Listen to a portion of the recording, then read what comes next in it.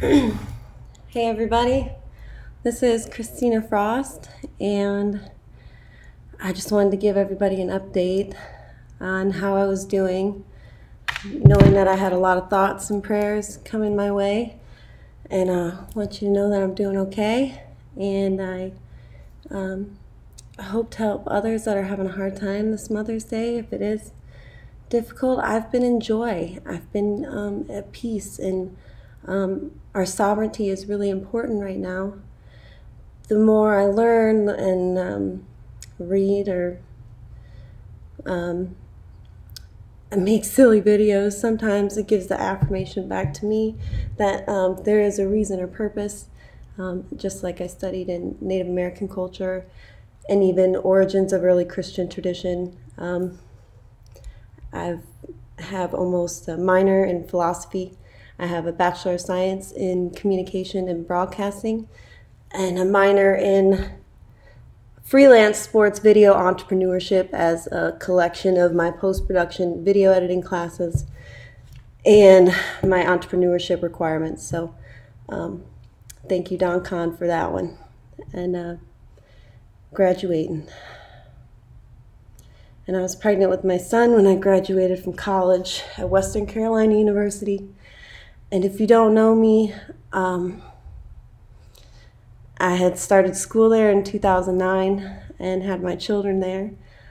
And 4th of July of last year, the eve of driving back to Western to be with my friends and family there,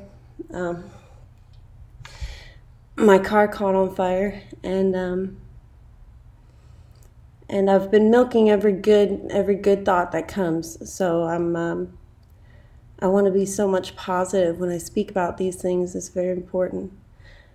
Very important how we steward these things, because this is our duty in Mother's Day. This is what mothers do, and that we nurture the things around us, and it takes a lot out of us, but it reaps the greatest rewards.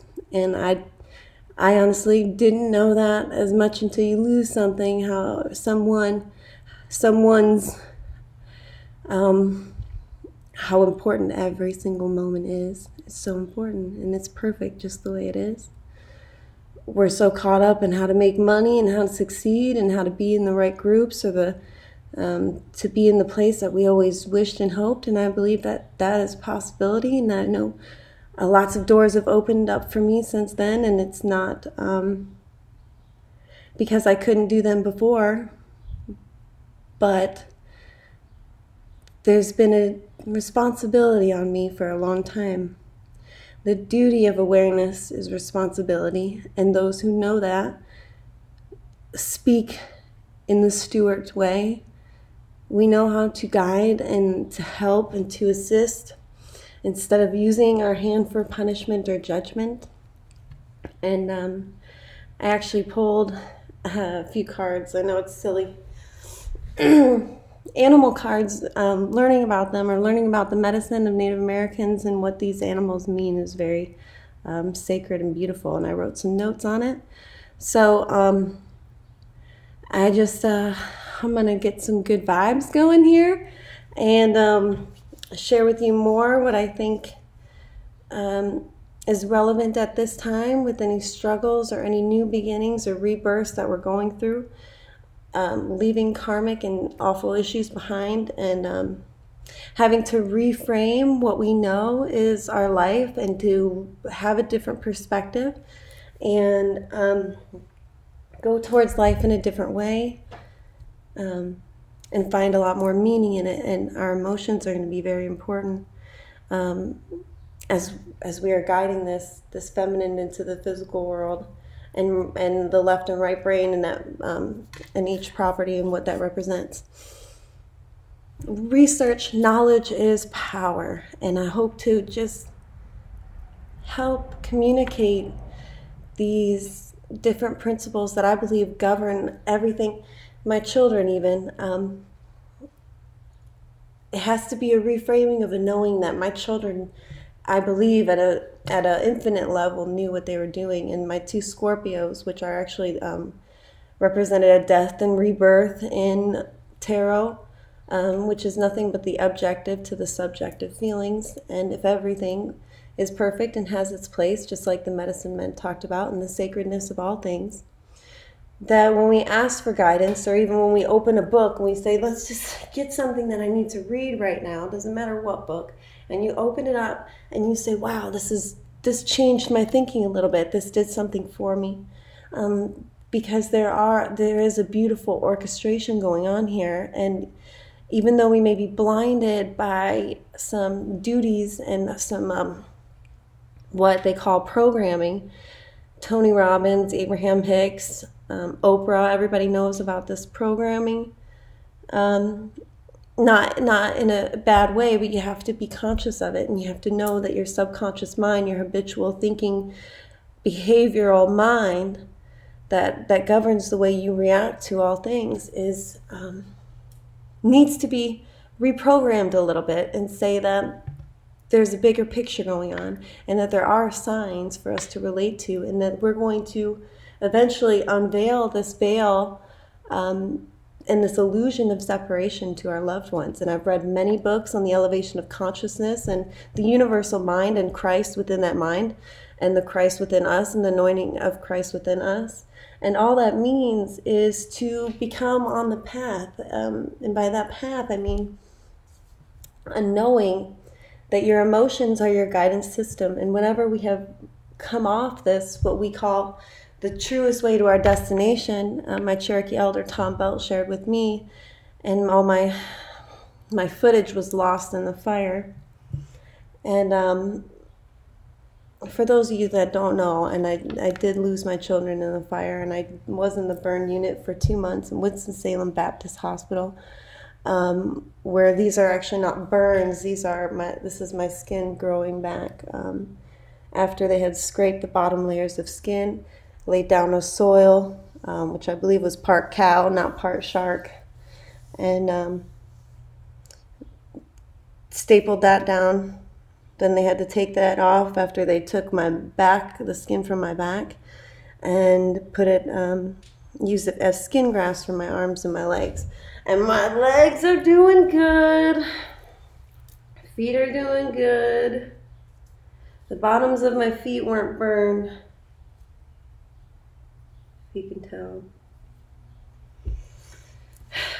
And I was never very good at painting my toes and all that. I'm sorry. But doctors are amazed at my healing. I've listened to frequencies. There's one doctor that knows exactly what I was doing, listening to healing frequencies and kind the whole time, because the duty of awareness is responsibility. So when we're on this line, they say the truest way to our destination is that straight line. Sin came from archery. For whatever reason, we have come away. That we manifest these emotions, energy emotions, emotion that manifests fear and doubt and stress, which leads to sickness. But when you understand place and everybody's place and its sacredness, and you have that kind of perspective, and I believe what they said, Chohi Justin, or I called my documentary Chohi, which the O-E at the end is 2 vowels that represented something perpetual, something that's always. And if something is always that way, it means that it's true then. And that whenever we come off it, it's important that we find our way back, because that is the way of health, and that is the way of peace. And people say, well, don't be in a hurry to get back on the line, but the duty of awareness is responsibility. And I know what that dark hole feels like. And for you going through this, a hard Mother's Day, if you're missing sisters and mothers and children, and me losing my children, and maybe it's Neptune in Pisces, the ruler of our dreams and our fantasies, and I can be a mad woman for a little while and milk it for all I can. I've seen hell on earth twice in one night, And I know there's going to be a day where somebody explains to me what really happened that night. And I encourage you to be of good cheer, for Christ has overcome the world. And this anointing of Christ within us is going to unveil this illusion of separation, and we're going to connect more easily. And like I said, our dreams are really important. Pisces being a water sign, which our water signs are very important this year as we're merging this feminine side and the right side of our brain, which is our very philosophical, emotional side, whereas our left side of our brain is our logical, rational thinking side, and actually a lower mind compared to the subconscious and the universal mind, in which we try to create space. We do yoga, which I'm going to do some yoga here in a minute too, and get loose, and just let you guys know that I'm okay. And anybody struggling, I encourage you to look up any astronumerology, or I'm telling you, I believe there is a way to calculate almost to the date, just using the birthdays of what we were meant to do, and guide us in these different interpretations. And esoteric just means a private knowing, a secret knowing of so many people. So these esoteric symbologies have just been rooted since the Sumerians, since the Rosicrucians, and who protected what they called the Shroud of Christ in case anybody wants to do anything with its remains. So I love you all. I encourage you all to be of good cheer. I feel like one eye is like smaller than the other in this thing. Maybe it's the light. I don't know. Be of good cheer, my beloved. Reach for the beloved. I know we're putting a lot of things behind us and emotions are rising, and know that the full moon, especially this full moon in Scorpio, being death or rebirth, our last full moon in Libra, all about this awakening of our partnerships, business partnerships, any partnerships, everything coming into light, what we really want to do and make decisions going forward, identifying our limitations and making a plan on our way out of it, very strategically and very gracefully, with peace, letting things go. So if this resonates with you, I am going to probably do some kind of update on what I believe could be a reflection and the objective, what do I call that? They call them the algorithms, the planets, God's algorithms. If you're interested in knowing more and more about your zodiac and how the planets are affecting you, planets are, like I said, Neptune is the son of Poseidon, who is keeper of the sea and the emotions. And the moon also represents Pisces and Cancer, which water, emotions, and the moon being something very subjective, and our feelings and things that are revealed within new moons starting over and full moons coming into light and making strategic plans towards those new beginnings. So I love you so much, and I'm really impressed with my healing and my yoga and everything, and I hope I can encourage you. My sister was really one to see what to do, and it's all about just stretch. I just stretch the hell. I just stretch, and you create that space. You need to create that space, and that's going to be the key to allowing this orchestration to work for you, as everything wants to work for you. And I'm the one to say life is not fair.